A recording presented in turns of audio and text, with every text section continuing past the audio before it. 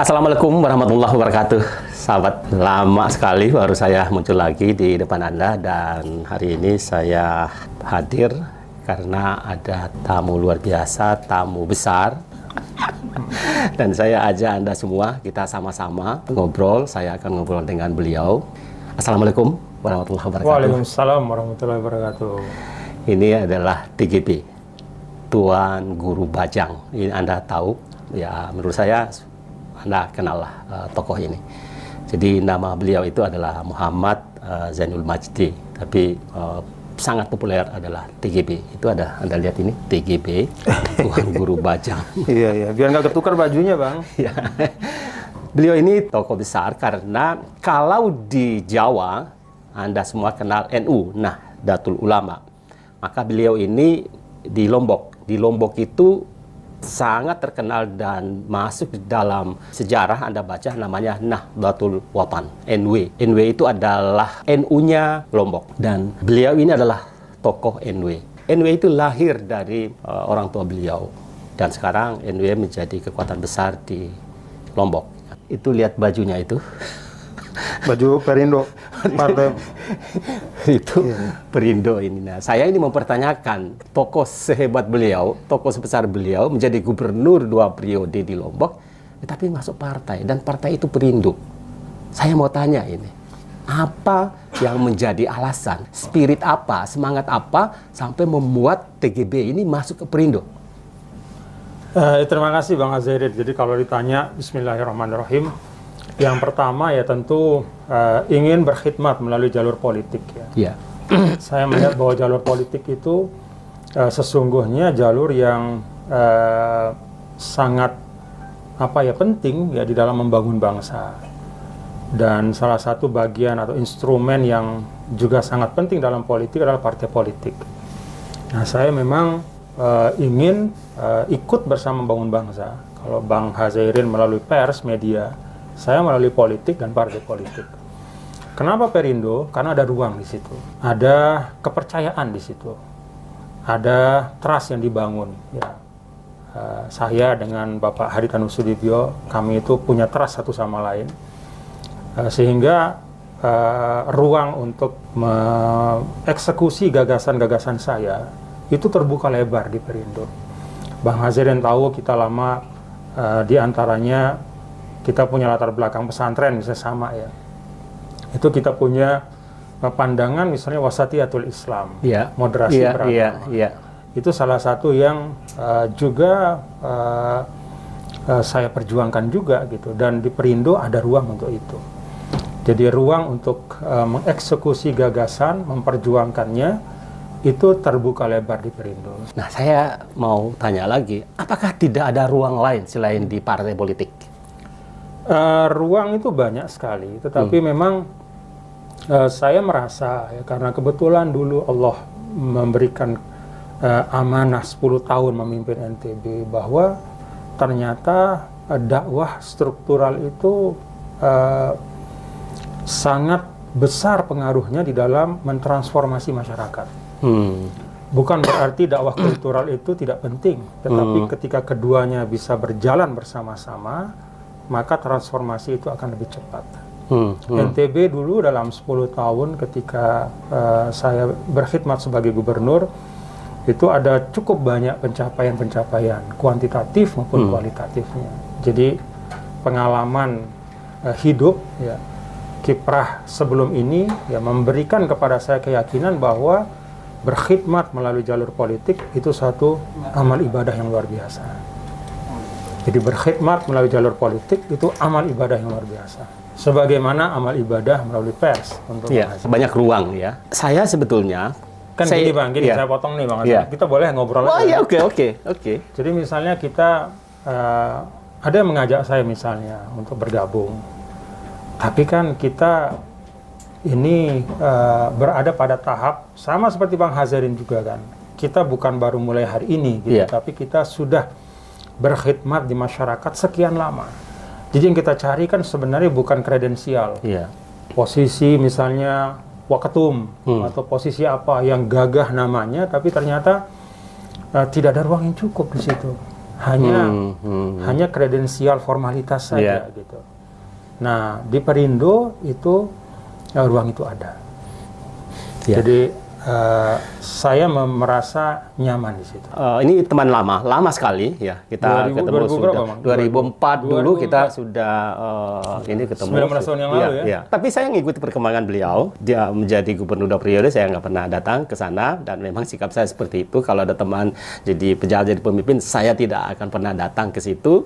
Ya, sama juga dengan yang lain. Pak Jokowi jadi pemimpin, saya tidak pernah datang juga.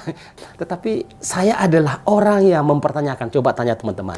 Mengapa teman saya, tokoh ini kok masuk politik? Dan yang kedua, politik kok maksudnya partainya Perindo gitu loh. Kenapa bukan partai yang lain? Nah, kita ini kan sama-sama kita sekolah belajar di pesantren. Kenapa harus milih Perindo? Mungkin pertanyaan sederhananya nih Bang Hazari mau nanya, kok nggak masuk partai Islam? Kan begitu kira-kira ya? Ya kan gampang-gampangnya begitu.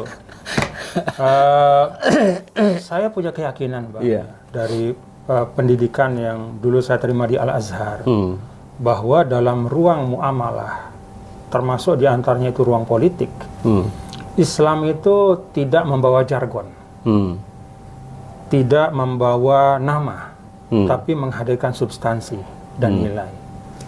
Jadi partai apapun, kalau dia membawa nilai-nilai, di situ dia menghormati nilai ketuhanan, nilai kemanusiaan, nilai kesetaraan, nilai tidak mengeksploitasi orang lain untuk kepentingan sendiri, tapi menghadirkan kemaslahatan bersama, maka dia Islami, apapun namanya. Sama seperti dulu Nabi membangun pasar di Madinah, kan nggak ada tulisannya Bang. Hadza sukul Islam, kan nggak ada. Ini pasar Islam, kan nggak ada. Pasar itu dibuka oleh Nabi untuk siapapun, dengan syarat ketika orang bertransaksi, dia tidak ada goror. Tidak ada tipu-menipu, tidak ada manipulasi. Dengan kata lain apa? Dalam ranah ekonomi, dalam ranah politik, budaya, itu semua ranah muamalah, Islam tidak memberikan patokan nama atau bentuk tertentu, tapi menawarkan tatanan nilai. Siapa yang mau konsisten di tatanan nilai, maka dia Islami. Dia telah menunaikan tuntunan Islam dalam hal itu. Bagaimana pandangan TGB? Dari sudut pandang TGB terhadap Islam dan politik. Islam dan politik, ya seperti saya sampaikan tadi, Islam politik itu dalam pandangan Islam adalah salah satu subbagian dari muamalah. Dan karena itu Islam memberikan seperangkat nilai. Apakah muamalah ini penting? Sangat penting. Kan ayat terpanjang dalam Al-Quran itu bukan ayat ritual ibadah, bukan ayat akidah. Bahkan akidah itu ayatnya pendek sekali, kul huwallahu ahad. Tapi ayat yang paling panjang kan ayat tentang hutang piutang, 282 suratul Baqarah. Hutang piutang itu kan bagian dari transaksi ekonomi. Kenapa kok Al-Quran membahasakan tentang ekonomi itu demikian panjang? Karena dia sangat penting untuk menata kehidupan.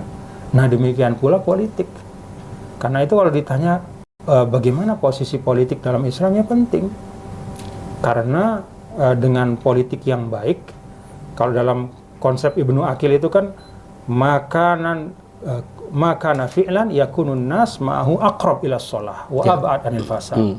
Politik itu sederhananya adalah seperangkat tatanan yang dengannya manusia lebih dekat kepada kebaikan dan lebih jauh dari kemudaratan. Jadi itu penting gitu. Karena itu Islam menawarkan tatanan nilai-nilai dalam berpolitik yang baik. Apakah semua partai politik yang ada di Indonesia ini, kita tidak menyebut partai politik itu siapa pimpinannya, siapa pendirinya, dan seterusnya, apakah itu layak disebut sebagai alat tadi untuk mencapai?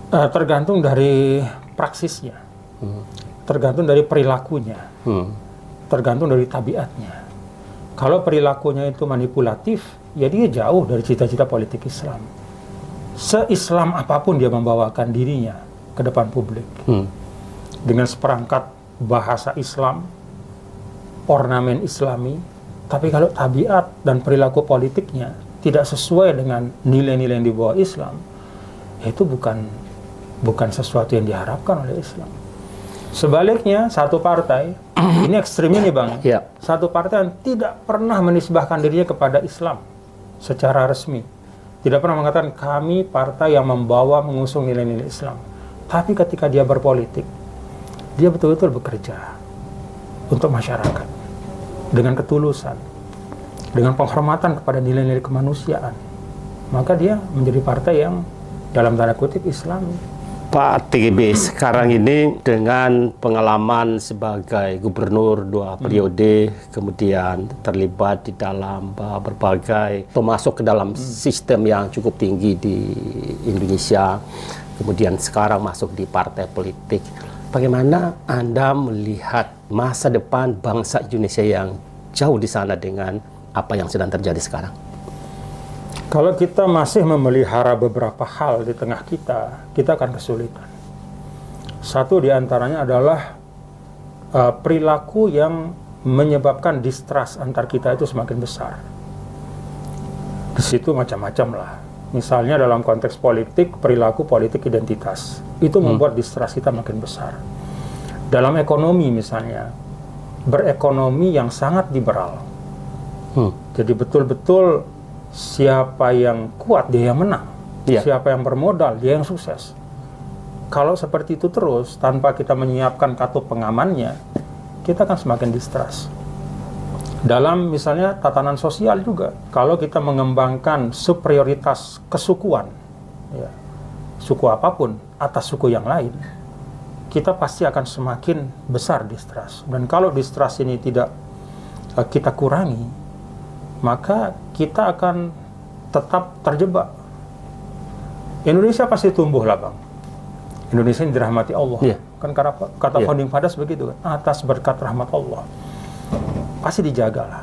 Tapi kita tidak akan berhasil lepas, misalnya kalau dalam konteks ekonomi, tidak akan bisa lepas dari middle income trap itu.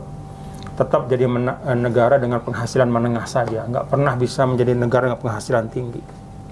Kenapa? Ada distrust. Energi kita habis untuk saling menghujat satu sama lain. Distrust yang Anda maksudnya adalah distrust antar kita sebagai satu bangsa.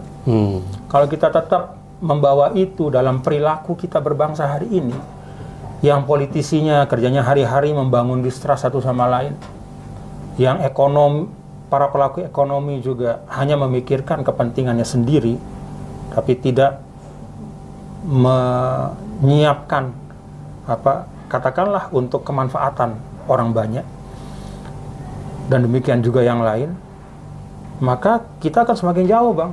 Tetap kita satu tempat, tapi kita semua dengan alam pikiran kita masing-masing. Tidur di tempat tidur yang sama, tapi mimpinya beda-beda. Nah, kalau ini tetap, ya repot kita. Yang menyebabkan distrust itu apa? Egosentris. Itu anania. Dan anania itu sebenarnya kalau dalam bahasa Al-Quran itu kan penyakit pertama, Bang, yang menghinggapi satu makhluk yang sebenarnya hebat, akhirnya jadi hina, yaitu iblis kan, karena dia menganggap diri lebih baik. Jadi menurut saya semua kita ya, termasuk ya disebut para elit ya, dan Bang Hazri juga elit juga, ya, elit dalam arti tokoh pers, ya, dan pers kita tahu juga pilar demokrasi. Semua elit ya harus bekerja, diletakkan di kepalanya, di hatinya ya kemaslahatan bersama, bukan kepentingan sendiri-sendiri. Yang bisa tidak boleh kontestasi jangka pendek itu mengorbankan kepentingan jangka panjang. Jangan yang 5 tahunan itu membonsai semua yang sudah ditanam oleh para pendiri bangsa. Yang bisa mereduksi itu, apakah pemimpin kita mengoreksi kembali tata nilai yang sedang berkembang ini? Menurut saya, Bang, kan kita kan patronase kita kuat di Indonesia. Tidak ada orang yang tidak punya patron. Baik itu dalam konteks keagamaan, ya dia selalu punya ustadznya siapa. Gitu kan. Betul. Politik juga, siapa sih idola politiknya. Kemudian ekonomi juga, dan seterusnya lah. Bahkan di tingkat sosial yang kecil, misalnya di kampung, di mana selalu punya patron. Patron-patron inilah ya para tokoh, ya, para elit ini dalam semua tingkatan itu sangat penting. Termasuk tokoh-tokoh pers. Jadi kalau sinyal untuk membangun kembali trust kita itu dikeluarkan oleh para elit ini, maka kita akan menjadi bangsa yang lebih nyaman berbangsa.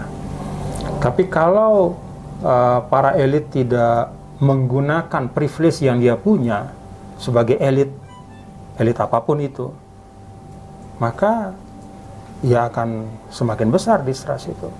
Nah, kalau pertanyaannya tentang tentang regulasi, tentang institusi, saya yakin ya Bang Hazirin sama saya, kita kan bisa ngelihat Bang, kalau bicara pasca 98, ketika bicara reformasi politik, ya kan kita sudah punya institusi politik yang sangat lengkap Bang. Yeah. Apa yang nggak ada di Indonesia? Iya.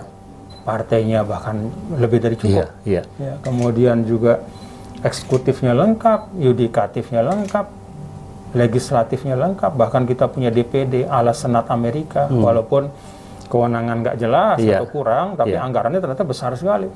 Bahkan kita punya Mahkamah Konstitusi. Saya ingin menegaskan lagi bahwa DPD kita itu mirip Senat Amerika, tetapi kewenangan nggak ada, anggaran besar, kewenangan nggak ada. Jadi agak-agak mubazir Bang, dan dalam agama nggak boleh kita mubazir kan. Oke. Nah, institusi kita lengkap Bang, tetapi behavior dari institusi itu kan yang lebih penting. Kan institusi itu kan nama, isinya kan tetap manusia. Jadi ketika manusia-manusia yang ada mengisi institusi itu tidak punya integriti, ya repot gitu. Ya, bagaimana TGB melihat behavior atau perilaku atau akhlak berpolitik kita di Indonesia? Cenderung menghalalkan segala cara. Jadi kita ini mengaku para pewaris founding fathers yang sangat bijak ya. Tapi dalam berpolitik kita lebih suka meniru Niccolo Machiavelli. Yang penting dapat dengan cara apapun. Menurut saya untuk Indonesia yang besar dengan diversity yang sangat tinggi, kemajemukan yang luar biasa, cara-cara berpolitik seperti ini lambat laun akan membuat kita semakin jauh satu sama lain. Kan kita dari dulu diajarkan tidak boleh menang sendiri. Jadi itu juga satu sisi yang saya lihat ya, ketika ini orang boleh saja menginterpretasi macam-macam, tapi ketika Pak Prabowo diajak oleh Pak Jokowi masuk ke kabinet, itu menurut saya adalah satu upaya yang luar biasa untuk menjaga satu nilai kita, yaitu apa? Kebersamaan. Untuk para penulis demokrasi ala Amerika itu aneh emang. Iya, ini aneh karena ini tidak pernah terjadi atau jarang terjadi di dunia. Ya, bisa kok seperti itu Indonesia. Nah, saya sayangnya menurut saya ketika para elit kita membaca itu sangat sering dibaca hanya sebagai dari perspektif pragmatisme.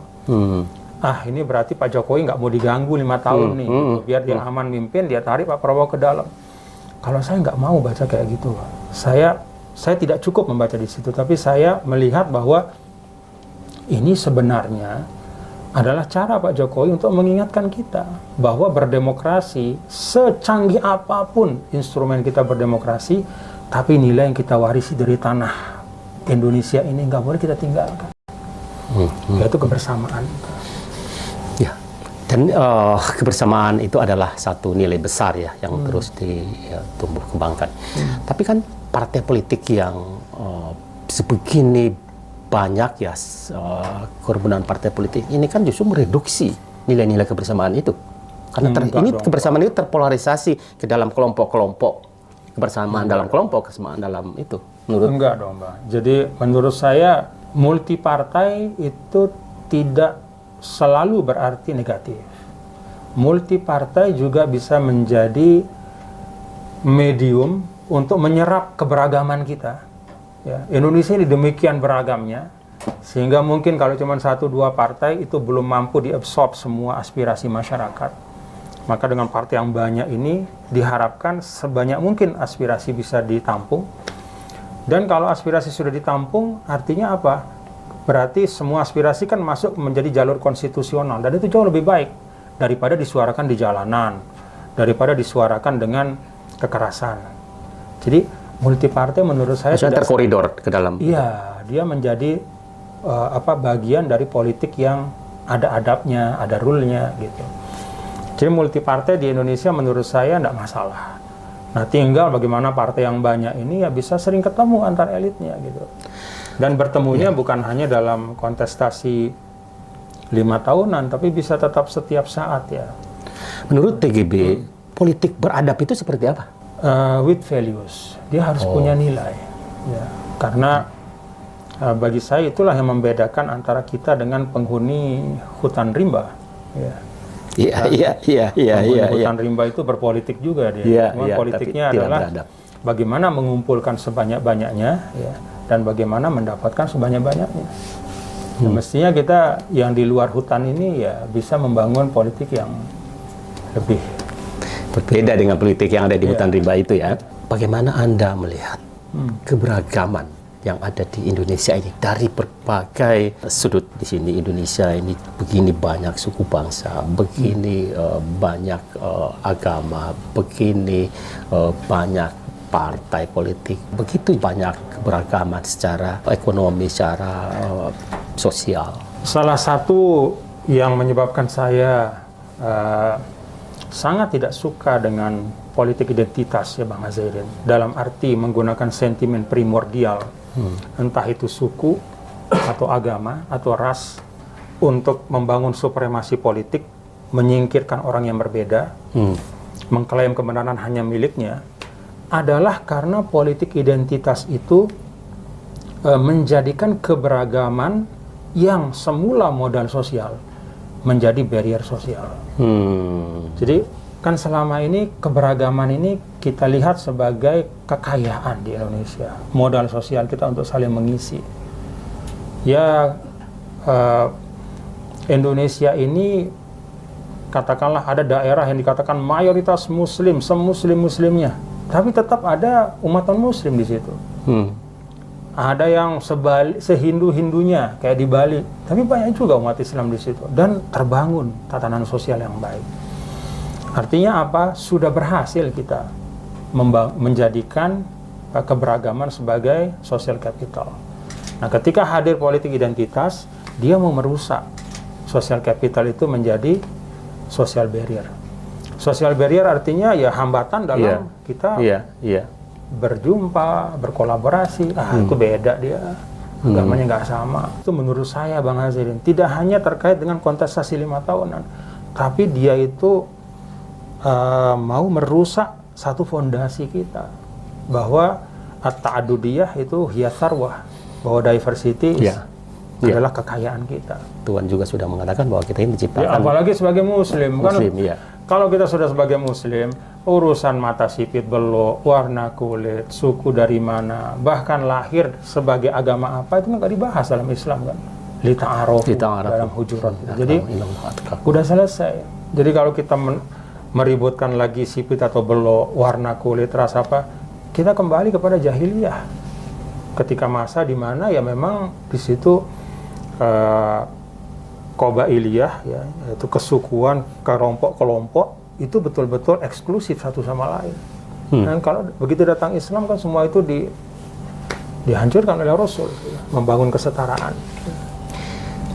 Saya ingin melihat lagi bagaimana pandangan TGB terhadap situasi yang ada saat ini, terutama situasi ekonomi. Ini saya pengen ini karena ini tokoh ini jarang-jarang saya ketemu, jadi hari ini saya minta banyak pandangan beliau tentang keadaan yang sedang kita hadapi di Indonesia. Kalau ekonomi sih saya itu melihat ya alhamdulillah wa syukurillah, kan kita selalu kalau kata Rasulullah SAW itu kalau urusan-urusan dunia ya, artinya ketika kita sudah bekerja keras, berikhtiar, dan kita sampai pada satu titik tertentu, kata Rasul itu lihat yang lebih bawah. Ini kalau kita sudah bekerja keras ya Bang ya. Jadi ketika kita di Indonesia sudah bekerja keras, bersama-sama membangun, lalu kita pada hari ini berada di posisi yang sekarang, kita syukur. Karena ternyata ilustrasinya misalnya Bang, sekarang ada 46 negara yang antri jadi pasien IMF. Alhamdulillah kita enggak. Ada negara yang debt rasionya, rasio hutangnya itu lebih 100% dari GDP. Kita baru 30-an, di bawah batas APBN. Alhamdulillah. Ada negara-negara yang terjerat hutang dari satu negara saja. 1-2 negara di Afrika ada cerita tentang itu kan Bang ya. Kita alhamdulillah, kalau kita lihat struktur hutang, kita baca dalam-dalam, ternyata hutang kita itu banyak hutang dalam negeri. ya bentuknya obligasi, ya dibeli sama masyarakat juga gitu. Jadi relatif aman lah. Ada dari luar negeri apa, tapi relatif aman. Nah, hal-hal seperti itu membuat kita bersyukur. Kemudian yang tidak kalah pentingnya adalah bahwa alhamdulillah struktur ekonomi kita itu UKM-nya 90% lebih. Artinya itulah ekonomi rakyat gitu. Kalau strukturnya itu berkurang jadi sedikit, nah itu kan repot kita. Tapi ketika struktur ini besar, yaitu menunjukkan aktivitas ekonomi itu dilaksanakan oleh semua, ya, dengan segala PR dan kekurangan. Jadi kalau saya sih alhamdulillah. Pandangan TGB terhadap kepemimpinan Jokowi. Pak Jokowi menurut saya dia konsisten pada apa yang saya sebut dengan Indonesia sentris dalam membangun. Artinya program dan kebijakan anggaran itu dia berusaha sebarkan dan dia berikan tidak hanya kepada daerah-daerah yang sudah solid secara demografis dan sudah tumbuh secara ekonomi sebagaimana pendekatan sebelumnya. Kalau dulu kan ada formula untuk memberikan anggaran itu kan berapa orang tinggal di daerah itu, seberapa banyak daerah itu menyumbang untuk PDB Indonesia. Lah kalau kayak begitu terus Bang Hazirin, daerah yang maju akan terus dapat anggaran yang paling besar. Sedangkan daerah yang sedikit penduduknya, yang belum tumbuh, yang baru tumbuh, dia dapat kecil karena orangnya dikit. Nah oleh Pak Jokowi itu balik, maka dia bangunlah di tempat-tempat yang memang belum ada pertumbuhan ekonomi besar. Dengan maksud apa? Ya itulah yang menjadi trigger untuk menciptakan pertumbuhan baru. Lalu kemudian ada yang protes, wah ada bandara itu kosong, mereka kan mubazir.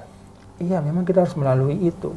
Kita harus melalui waktu di mana infrastruktur itu nanti pada akhirnya akan menjadi trigger penarik. Ketika dia belum, ya itulah prosesnya. Gitu. Tapi kalau tidak dibangun, ya tidak ada insentif untuk pertumbuhan di situ. Maka akhirnya yang disebut keadilan sosial akan semakin jauh. Daerah yang sudah maju, menyumbangkan PDB besar, ya sederhananya misalnya di Pulau Jawa. Pulau Jawa kan provinsinya menyumbang PDB besar. Jawa Timur berapa persen, segala Jawa Barat. Kalau hanya diukur dari berapa yang sudah dikontribusikan untuk PDB, anggaran akan ke sana terus. Nah terus gimana Sulawesinya? Ya Sulawesi Selatan oke lah, tapi yang lain yang masih dalam pertumbuhan. Kalimantannya, NTB-nya. Karena itu Pak Jokowi misalnya berulang kali ke Papua, ke NTT. Berapa sih sumbangan NTT untuk PDB Indonesia kan kecil. Tapi terus beliau datang, meresmikan infrastruktur, membangun bendungan-bendungan apa, untuk menunjukkan Indonesia sentris. Menurut saya itu salah satu legasi Pak Jokowi. Dan saya berharap itu bisa diteruskan, Bang. Karena kalau Indonesia sentris ini dijaga, itu akan menjadi katup pengaman persatuan kita. Semua orang merasa nyaman jadi Indonesia. Ya, yang di Jawa, di luar Jawa, dan dimanapun. Dalam hal keberagaman tadi, dalam pemerintahan Jokowi ini seperti apa? Saya melihat Pak Jokowi itu berusaha untuk menjaga kerukunan antar umat beragama dengan beragam hal lah. Tapi ada kontranarasi yang terbangun memang, dan itu sebenarnya bukan hanya 2019, tapi dari 2014. Ya, Bang Hazirin tahu lah, dari 2014 kan kayak apa. Pak Jokowi dituduh anti-Islam, apa segala macam. Ya, itu kita bicarakan di sini dengan beliau. Padahal ketika kita ke Solo, ternyata keluarga beliau itu jamaah pengajian Muhammadiyah. Terbiasa dalam manakiban juga. Dan ternyata tidak pernah ada masalah. Nah, dari 2014 dibangun dan itu diawetkan gitu.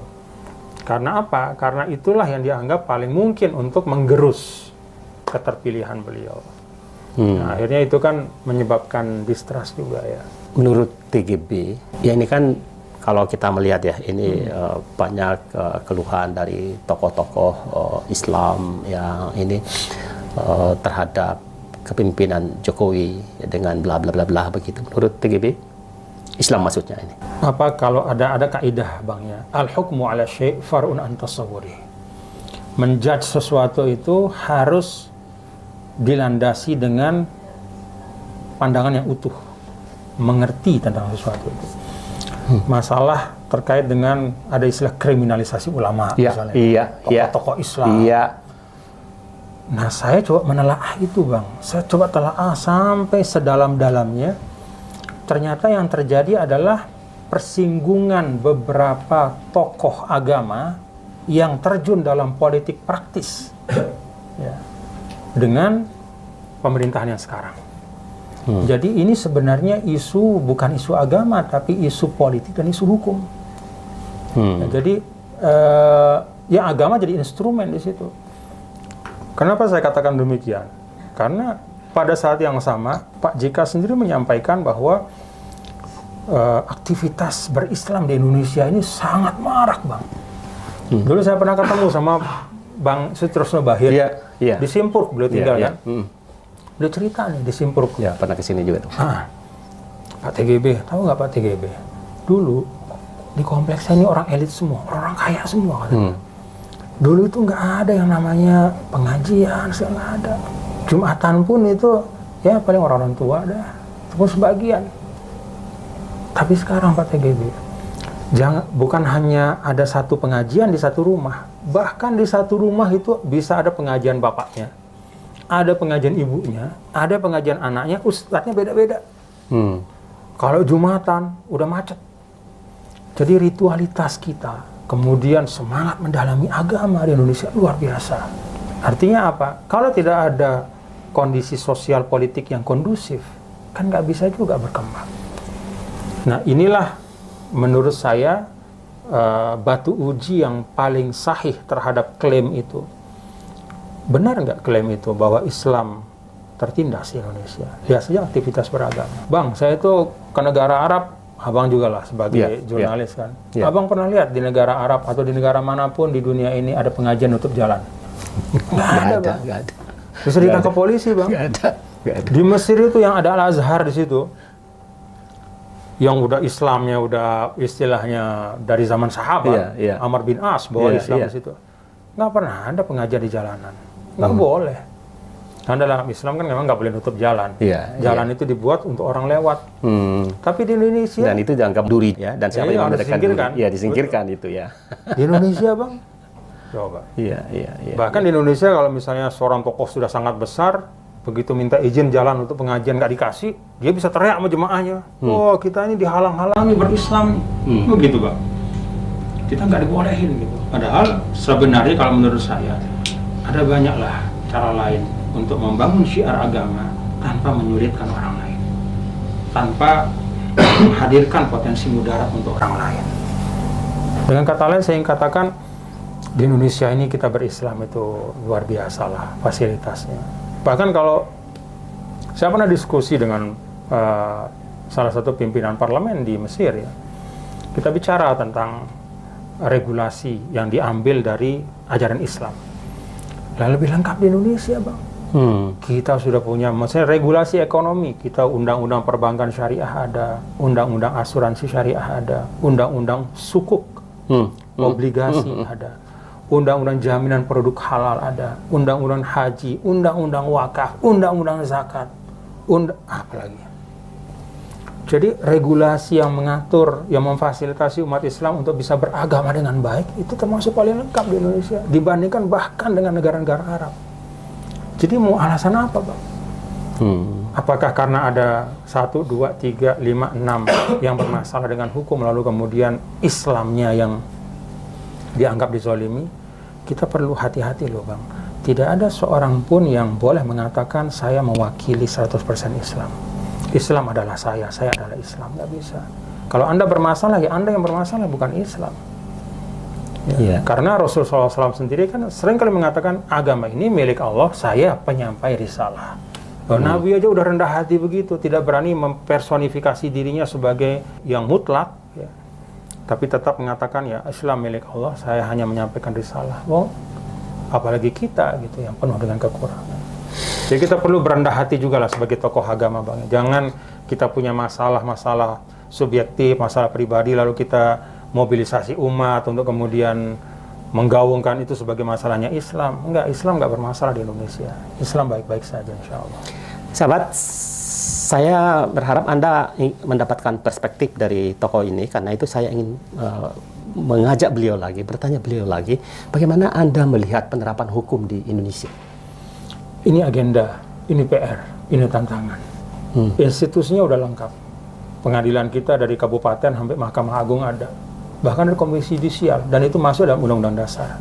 Tapi praktiknya ya, sudah gaharu, cendana pula. Gitu.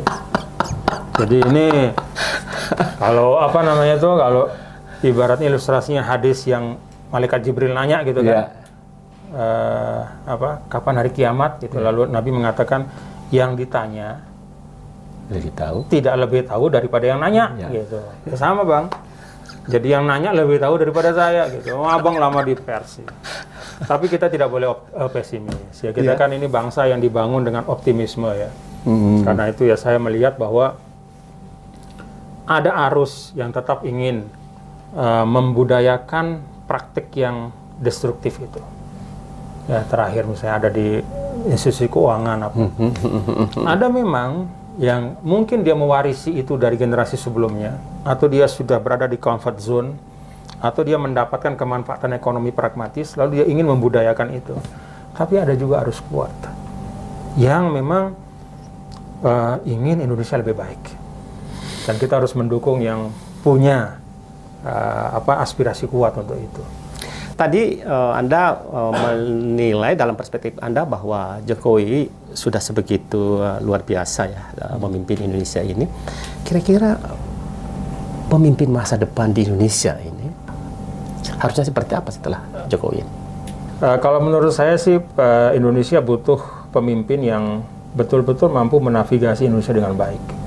Tantangan Indonesia ke depan itu menurut saya dari seluruh aspek-aspek yang kita tadi itu. Ya, internal dia harus mampu membangun trust ya antar pihak, ya, mengembalikan ya. Ada 1-2 hal yang hilang dari kita ya. Perjumpaan kita makin sulit kalau beda. Bahkan kadang-kadang satu agama pun celananya panjang atau pendek gitu, di atas mata kaki apa di bawah gitu kan. Jadi terlalu banyak aksesoris yang kita bangun untuk membatasi pergaulan sosial kita. Nah, pemimpin ke depan dia punya PR ya untuk terus merukunkan, untuk membangun, dan yang dia lakukan ya, ini juga sering saya sampaikan. Kita seringkali terjebak, misalnya kalau bicara tentang keberagaman, perbedaan, selalu mengatakan, mari kita bertoleransi. Saya mengatakan toleransi nggak cukup, Bang. Yang kita perlukan bekerja sama. Ada orang yang toleran tapi nggak mau kerja sama, Bang. Bang nih punya tetangga yang beda. Ya hormati, ya udah dia beda sama kita, nggak usah ganggu ya, gitu. Ya kita nggak ganggu, tapi nggak mau kerja sama juga. Nggak mau ketemu juga. Kan sudah toleran, tapi tidak mau bekerja sama untuk membangun kehidupan sosial lingkungan yang lebih baik. Indonesia butuh kerjasama, tidak cukup hanya toleransi. Karena di sisi yang lain, kalau bicara toleransi, apalagi dalam konteks agama, dan tadi pemimpin yang akan datang itu harus bisa menavigasikan itu. Iya, dia harus mampu membangun kerjasama seluruh elemen dengan lebih kuat lagi secara internal. Kemudian dalam pandangan saya juga, saya orang yang meyakini betul ya bahwa ilmu dan teknologi itu kunci. Jadi pemimpin ke depan juga harus mampu membangun inklusivitas pendidikan. Ya, dan hari ini itu sebenarnya jauh lebih mudah dibanding dulu. Kalau dulu kita bicara tentang inklusif itu adalah ya kita mesti bangun sekolah di tempat yang jauh, harus keluar sekian puluh M. Nah, kita nggak punya, Indonesia terlalu luas. Sekarang ada internet. Jadi digitalisasi hari ini itu sebenarnya shortcut juga untuk membangun pendidikan yang inklusif. Nah, karena itu menurut saya pemimpin ke depan ya dia harus terus-menerus memberikan perhatian yang sangat besar kepada pembangunan sumber daya insani melalui pendidikan khususnya. Lalu kalau keluar, ya menurut saya pemimpin ke depan dia harus mampu menjaga Indonesia di tengah tarik-menarik geopolitik global yang sangat keras ya per hari ini, apalagi besok. Terlebih Indonesia memiliki banyak sekali sumber daya alam, ada rare minerals itu yang logam-logam yang jarang yang kita punya, yang pasti akan membuat kekuatan-kekuatan besar yang ekonomi mereka bergantung pada ini akan berusaha menjadikan Indonesia menjadi satelit mereka. Apakah Anda melihat tokoh-tokoh Indonesia yang saat ini punya visi atau memiliki visi seperti yang Anda harapkan itu? Ya mungkin kalau belum bicara kali Bang ya. Gitu ya? Belum bicara jadi kita nggak tahu. Ada satu tokoh mengatakan saya nggak perlu visi misi, saya yang penting saya punya rekam jejak gitu. Pertanyaannya itu kan rekam jejak ketika belum jadi presiden. Iya. Kalau misalnya seorang gubernur ya mengatakan saya tidak perlu visi misi ya, itu imajinasi gitu. Lihat aja rekam jejak saya jadi gubernur. Masalahnya adalah Anda tidak hendak maju sebagai gubernur lagi. Anda mau jadi presiden. Betul. Jadi nggak bisa Anda mengatakan lihat rekam jejak sebagai gubernur. Itu Anda bisa lakukan kalau Anda mau kampanye pilkada yang kedua di provinsi yang sama. Bahkan kalau Anda pindah provinsi pun Anda harus jelaskan lagi visi yang beda. Karena Jakarta nggak sama Jawa Tengah sama sama NTB nggak sama dengan Papua. Nggak bisa Anda mengatakan, wah saya sudah jadi gubernur. Ketika misalnya mencalonkan diri jadi gubernur Papua misalnya. Oh saya sudah jadi gubernur Sumatera Sulawesi Selatan. Saya nggak perlu lagi lihat rekam jejak. Ya kan beda, lanskap geografisnya beda, orang-orangnya beda, sukunya beda, problemnya beda. Jadi menurut saya itu agak naif menurut saya. Jadi Anda sebagai calon pemimpin, apa gagasan Anda untuk Indonesia? Iya. Itu yang kita harapkan. Bagaimana kita belum lihat. Belum lihat. Kenapa Anda tidak tampil sebagai calon pemimpin Indonesia masa depan? Saya tidak pernah putus menyampaikan ya beberapa pokok pikiran saya ya tentang keislaman, kebangsaan, yang saya yakin di situ ada kebaikan ya. Dan saya sangat bersyukur bahwa itu juga mendapatkan feedback yang baik ya. Banyak juga yang merasa punya concern yang sama. Nah, kemudian bahwa itu nanti akan bergulir ya, entah kapan kepada sesuatu, ya itu kan hanya takdir saja. Tapi intinya adalah saya orang yang lebih suka kalau kita di politik itu bicara tentang gagasan, jangan bicara tentang sosok. Karena kalau kita bicara tentang sosok, yang sering timbul apa? Fanatisme buta. Kan kita dari dulu sering mempersonifikasi sesuatu pada sosok. Bahkan kadang-kadang sosoknya itu mitos. Seperti Ratu Adil segala macam. Akhirnya kita lupa untuk menguji, untuk membenturkan ide-ide di dunia nyata, untuk melahirkan dialektika yang lebih baik untuk Indonesia. Ya, ini kan TGB ini adalah tokoh yang kita memang berharap ada tokoh bangsa atau calon-calon pemimpin yang punya visi yang besar.